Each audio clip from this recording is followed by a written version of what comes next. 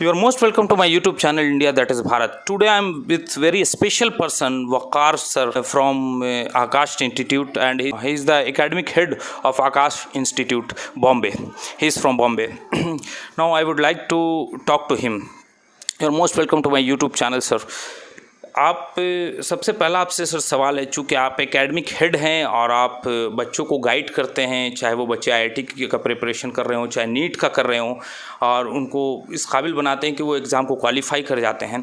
अभी हाल में हमने सुना आईआईटी गुवाहाटी में एक बच्ची यूपी की 23 ईयर्स की है, उसने सुसाइड किया है, और आईआईटी गुवाहाटी से ऐसा 3 केस तक आ चुका है इस साल में। आपको क्या लगता है कि क्या बड़ा इंस्टीट्यूट होने की वजह से पढ़ाई का बर्डन भी ज़्यादा होता है? बच्चे ऐसा क्यों कर लेते हैं? क्या आपको क्या रीज़न लगता है? क्योंकि आप तो वहाँ पर काफ़ी बच्चों को देख रहे हैं, दिन रात आपका वही काम है, पढ़ने पढ़ाने में लगे हुए हैं, गाइड कर रहे हैं, तो आपको क्या कारण लगता है कि बच्चे ऐसा क्यों करते होंगे? जी, thank you for giving me the opportunity to speak something.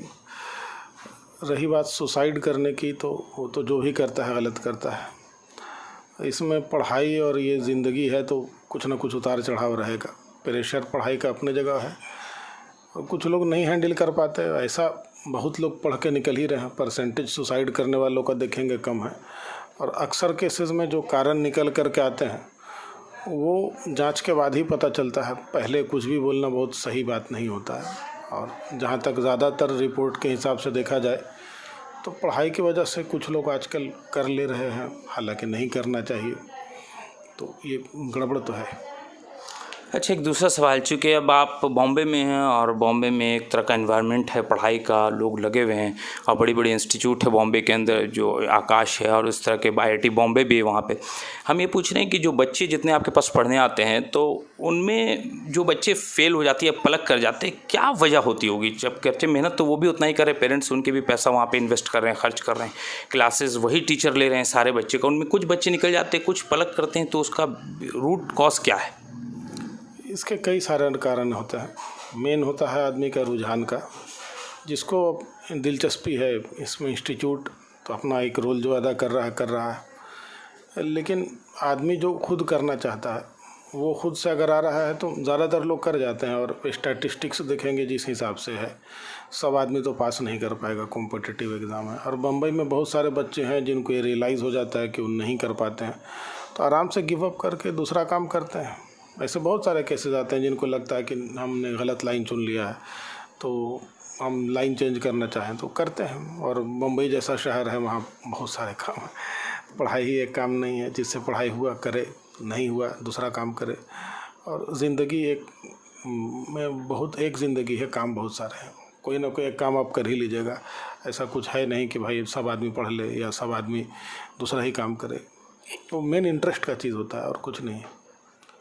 अच्छा, एक अहम सवाल है, ये नीट जो है नॉर्मली एक आम तौर पे जो most of the people, majority of the people जो है इंडिया की, वो नीट को समझती है। नीट क्या है, पहले वो थोड़ा सा हमारे व्यूअर्स को बताएं। नीट एक एंट्रेंस एग्ज़ामिनेशन है, जिसको क्वालिफाई करने के बाद आपको किसी मेडिकल कॉलेज में एडमिशन मिलेगा। उसके बाद 5 साल की पढ़ाई होती है। तो एक एंट्रेंस लेवल का एग्ज़ाम है। एनटीए, नेशनल टेस्टिंग एजेंसी करके एक गवर्नमेंट की बॉडी है जो इसको रेगुलेट करती है। इस बार कुछ कमियां रहीं, सुप्रीम कोर्ट के ऑर्डर भी आए। अब आगे गवर्नमेंट को और इन रेगुलेटरी बॉडीज़ को देखने का काम है, और देश आगे बढ़ रहा है, चीज़ें ठीक होते होते होंगी। कई सारे लोग जागरूक हो गए हैं अब, और लोगों को जागरूक रहना चाहिए अपने अधिकारों के प्रति। और जितना लोग जागरूक रहेंगे, ऐसे लोग जो गड़बड़ कर रहे हैं वो पीछे हटेंगे, और चलता रहना चाहिए। अच्छा, ये तो एक अच्छी बात है, खुशकिस्मती कही है बच्चों की या पेरेंट्स की, टीचर्स की, कि एग्ज़ाम पूरी तरह से फेल नहीं हुआ। अगर एग्ज़ाम पूरी तरह से पेंडिंग पड़ जाता है या एग्ज़ाम को कैंसिल कर देता सुप्रीम कोर्ट, तो उसके बाद का क्या निगेटिव इम्पैक्ट पड़ सकता था जो कि नहीं पड़ा? ये सोच पाना और ऐसे बता पाना वो थोड़ा सा कठिन सवाल है कि क्या इम्पैक्ट पड़ता। अभी सबसे बड़ी बॉडी है सुप्रीम कोर्ट, उसने हर पहलू देखा होगा। अब उसके जो भी उसने जो नियम के अनुसार चलते हुए अपना एक स्टेटमेंट दिया है, उसको सभी को मानना चाहिए, उसमें बिलीव करें। सिंपल है। जितना चीज़ों को सिंपल रखेंगे उतना अच्छा है। पढ़ाई पर ध्यान दीजिए और जो है मौका सबको बराबर मौका मिलना चाहिए। पूरी कोशिश इसी बात को लेकर के है कि हर व्यक्ति को बराबर बराबर मौका मिले।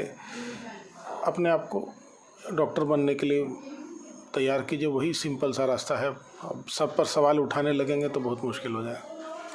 अच्छा, एक अहम सवाल, जो बच्चे फेल हो जा रहे हैं या क्वालिफाई नहीं कर पा रहे हैं नीट में, जैसे बहुत से बच्चे बैठे, या एग्ज़ाम का जो ये इशू था कहीं पर, जो स्कैम वगैरह की बात जो चल रही थी, तो उसमें जो मेरिटोरियस बच्चे थे जो मेहनत कर रहे थे, तो कहीं ना कहीं उनको धक्का लगा होगा या उनको क्या फील हो रहा होगा कि उनका करियर जो है स्पॉइल करने जा रहा है, ऐसा कुछ?